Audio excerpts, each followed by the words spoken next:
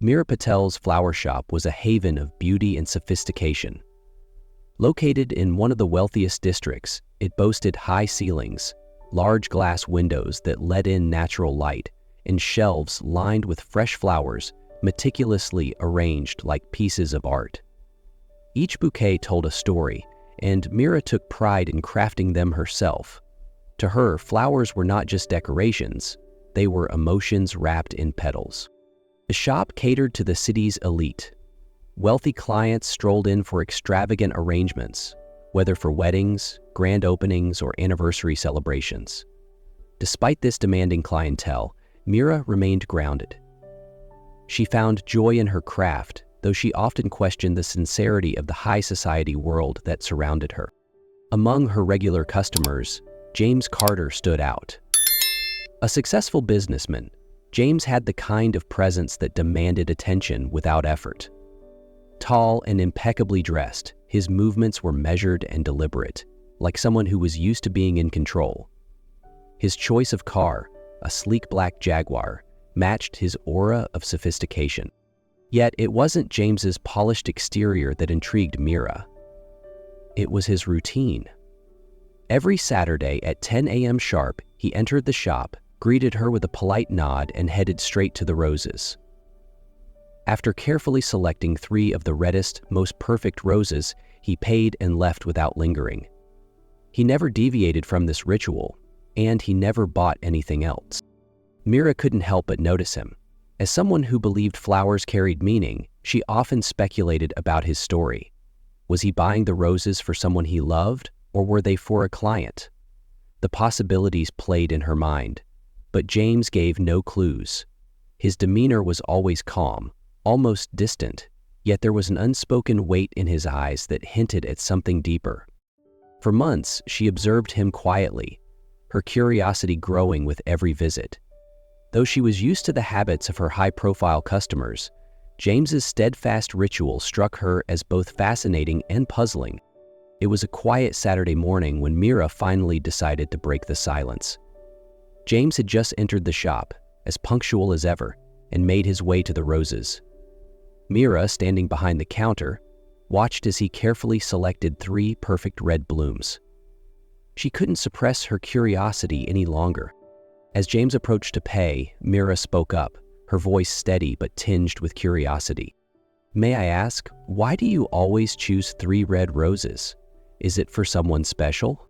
James paused, his hand resting lightly on the counter as he looked at her for a moment. His usually composed face softened slightly, and a faint, bittersweet smile appeared. "They're for someone who'll never see them," he replied simply. The response hung in the air, heavy with unspoken meaning. Meera felt a pang of something she couldn't quite place. Sympathy, intrigue, perhaps even admiration for the quiet strength he seemed to carry. She hesitated, unsure whether to press further, but something in James's demeanor made her decide against it. Instead, she nodded politely and handed him his change. "Thank you," he said with a polite nod, then turned and left, the roses in hand. That night, Meera found herself replaying the brief interaction in her mind. His words echoed in her thoughts, stirring questions she couldn't ignore. Who was this man really? And what kind of loss could lead to such a ritual? Meera had always been pragmatic. She didn't believe in fairy tale love or grand romantic gestures, but something about James's quiet devotion to this mysterious ritual intrigued her. It wasn't just the roses. It was the weight of his words, the sadness in his eyes, and the unshakable precision of his routine. The question lingered with her for days, sparking an internal conflict. Part of her wanted to dig deeper, to understand the man behind the polished exterior, but another part warned her to keep her distance. After all, they lived in 2 entirely different worlds. He, the successful businessman, and she, the hard-working florist. Still, Meera couldn't shake the feeling that there was more to James than met the eye. The following Saturday, James arrived as usual. Meera, now more aware of his presence, watched him with a mixture of curiosity and caution. He followed the same routine, stepping in precisely at 10 a.m., choosing 3 red roses, and approaching the counter. This time, however, Mira decided to lighten the mood.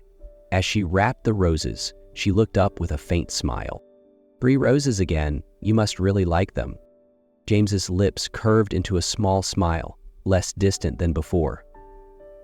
I suppose I do, he replied. They're timeless. The simplicity of his answer left Mira wondering once more about the deeper meaning behind his words. Still, she didn't push further, sensing that he wasn't ready to reveal more. Over the next few weeks, something began to change. James started lingering in the shop for a little longer. At first, it was subtle.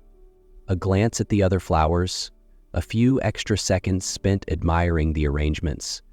Then, he began asking casual questions. These tulips are beautiful. Do they grow well in colder climates? Or, how long do orchids usually last?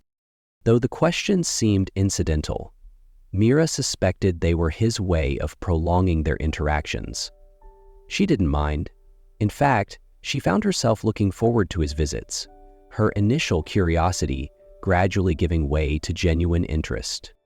One Saturday, as James placed the roses on the counter, Mira couldn't resist asking again. Her voice was softer this time, less playful, but more sincere. I hope you don't mind me asking, who are these roses for? James looked at her, his blue eyes meeting hers with a depth that caught her off guard. For a moment, he said nothing, as if weighing whether to share the truth. Then, he spoke. They were for my wife, he began, his voice steady but tinged with emotion. She passed away 2 years ago. Red roses were her favorite, and every Saturday I'd bring her 3. It was our little tradition. Mira felt her heart tighten at his words.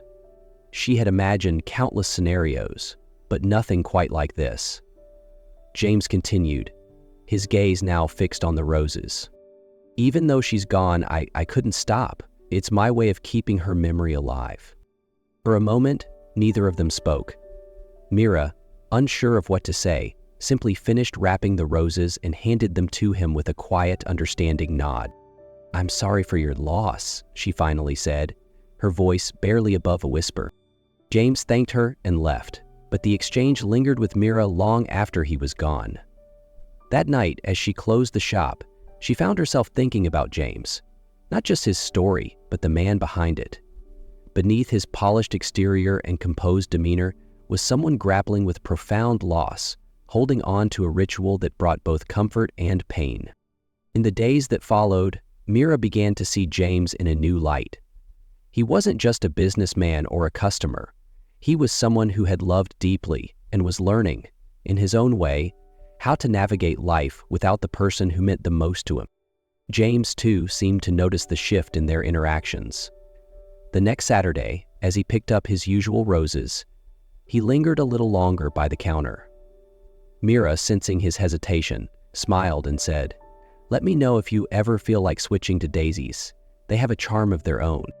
To her surprise, James chuckled softly. "Daisies are nice," he replied, "but they don't have the same impact." For the first time, there was a lightness in his voice, a glimpse of someone willing to let go of the weight he carried, if only for a moment. The following Saturday felt different. Mira noticed it the moment James stepped into the shop. His usual impeccable demeanor seemed slightly more relaxed. His tie was a little loose, and there was a faint weariness in his expression.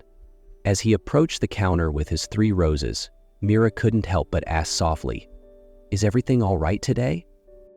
James looked at her, the faintest shadow of a smile on his lips. "It's just one of those days," he admitted, his voice quieter than usual. "Some days, the memories feel heavier." Mira hesitated for a moment, unsure how to respond. Then, as if speaking more to herself than to him, she said, "Sometimes it helps to share those memories with someone else." James held her gaze for a moment, his eyes revealing a mixture of surprise and gratitude. After paying for the roses, he lingered by the counter, uncharacteristically hesitant. Finally, he cleared his throat and said, "I hope this isn't too forward, but would you like to grab a coffee after your shift?" Mira blinked, caught off guard. For a second, Doubts flashed through her mind. They came from completely different worlds. What could a florist and a businessman possibly have in common? But something in James's voice, a quiet vulnerability, made her push those doubts aside. "Sure," she replied with a small smile. "Why not?" Later that afternoon, they met at a small cafe a few blocks away. It was a cozy, unpretentious place, a stark contrast to the high-end world James seemed to belong to. Seated across from each other, Mira finally got a glimpse of the man behind the polished exterior. "I've told you about my wife," James began, his eyes fixed on the coffee cup in front of him. "What I didn't tell you is how much losing her changed me. It wasn't just her I lost. It felt like I lost myself too. Everything in my life, it just turned gray." Mira listened quietly, her heart aching at the raw honesty in his words. For the first time, James allowed himself to be vulnerable, and Mira realized just how deeply he had been hurting. Taking a deep breath, James looked up and said, "But talking to you, it's been different. Somehow, it feels like I can finally start to breathe again." The cafe became their new meeting spot. Every Saturday after James's visit to Mira's flower shop, they would sit across from each other, sipping coffee and sharing pieces of their lives. These moments, once unimaginable to Mira, slowly became something she looked forward to. For James, the weekly conversations were a lifeline. In Mira, he found someone who didn't demand perfection or expect him to maintain the polished image he showed the rest of the world. She listened without judgment, offering quiet understanding instead of advice. One afternoon, after a few weeks of these meetings, James opened up further. "You know," he began, his voice steady but filled with emotion, "when my wife passed, I thought that was it. The world kept moving, but for me, it just stopped. Those roses were my way of keeping her close, even when she wasn't here anymore." Mira nodded, her expression thoughtful.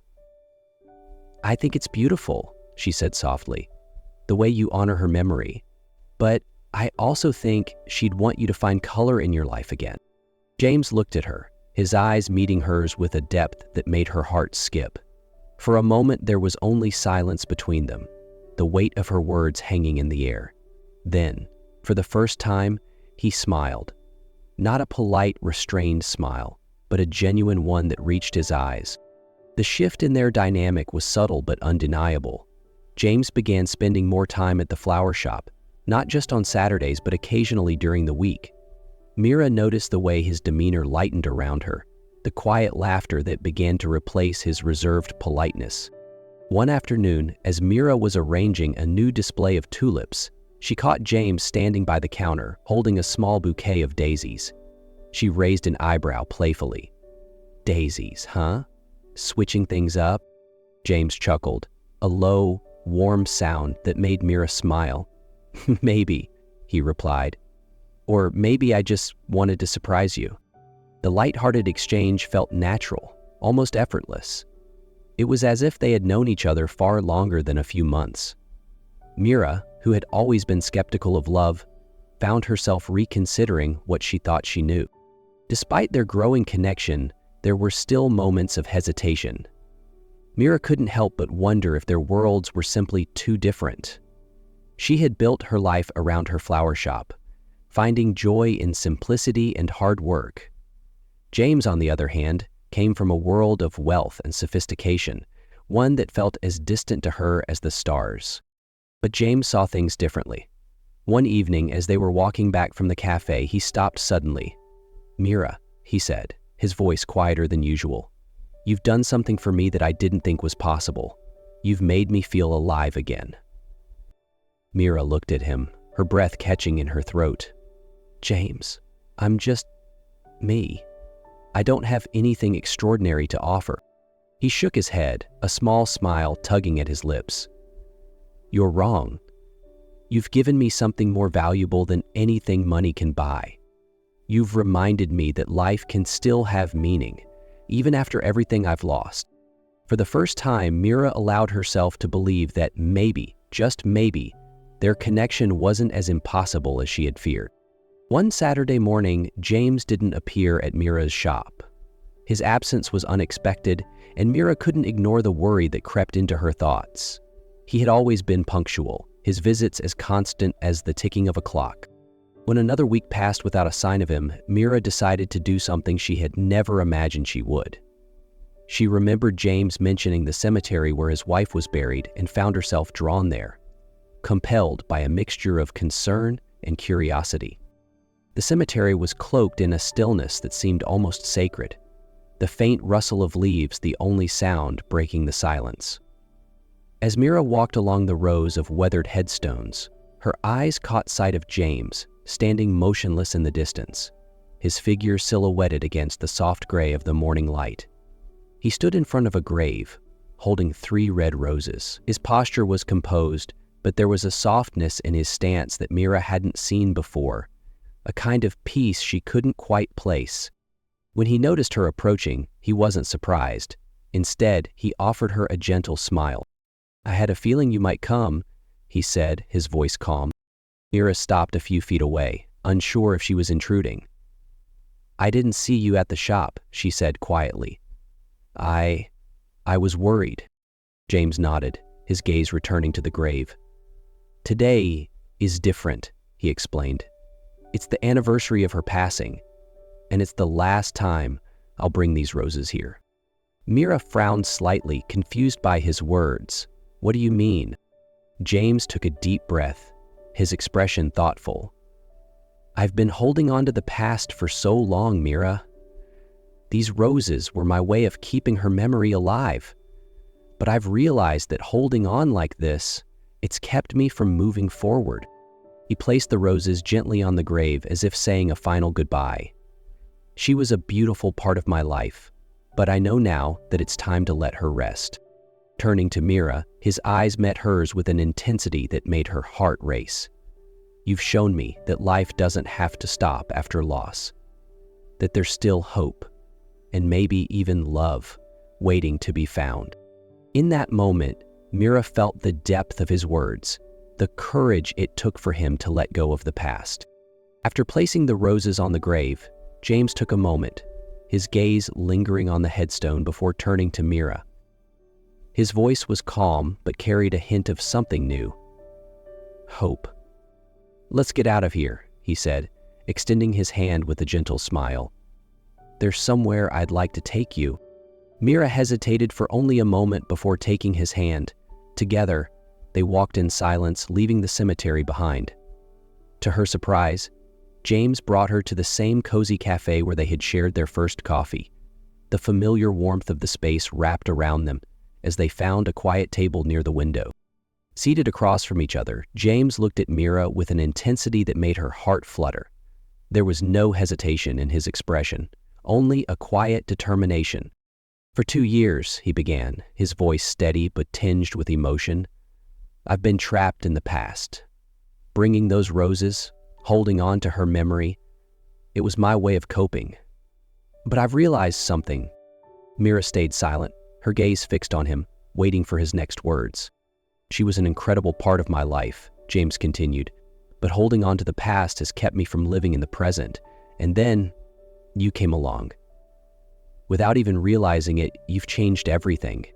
Every conversation, every smile, every little joke, it brought color back into my life. You reminded me that there's more to living than just existing." Mira's chest tightened, her thoughts racing with doubt. "James?" she said softly, hesitating as she searched for the right words. "I'm just a florist. How could someone like me possibly matter so much to you?" James smiled, his expression warm and sincere. "You're not just anything, Mira. You've given me hope. You've shown me that it's okay to let go, to embrace the future." He paused, taking a deep breath before continuing. "I want to move forward, Mira, and I want to do it with you." Mira's mind raced with doubts about their different worlds, their contrasting lives, but something in James's voice silenced those fears. For the first time, she allowed herself to believe that maybe, just maybe, they could make this work. With a small smile, she replied, "Maybe we could take it one step at a time." James chuckled, relief and joy evident in his expression. One step at a time sounds perfect. As they left the cafe together, the weight of their pasts seemed lighter. What had begun as an unassuming weekly ritual, a man buying 3 red roses, had grown into something neither of them could have anticipated. Life has a way of surprising us, even in the most mundane routines. For Mira and James, it was a flower shop, a quiet ritual, and a shared vulnerability that brought them together. Their story was proof that sometimes love blooms in the most unexpected places when we least expect it. As they stepped into the fading light of the afternoon, their steps seemed lighter, their hearts carrying the quiet promise of a new beginning. It wouldn't be perfect, and it wouldn't be easy, but it would be real. A connection built not on fleeting moments, but on understanding, hope, and the courage to move forward together.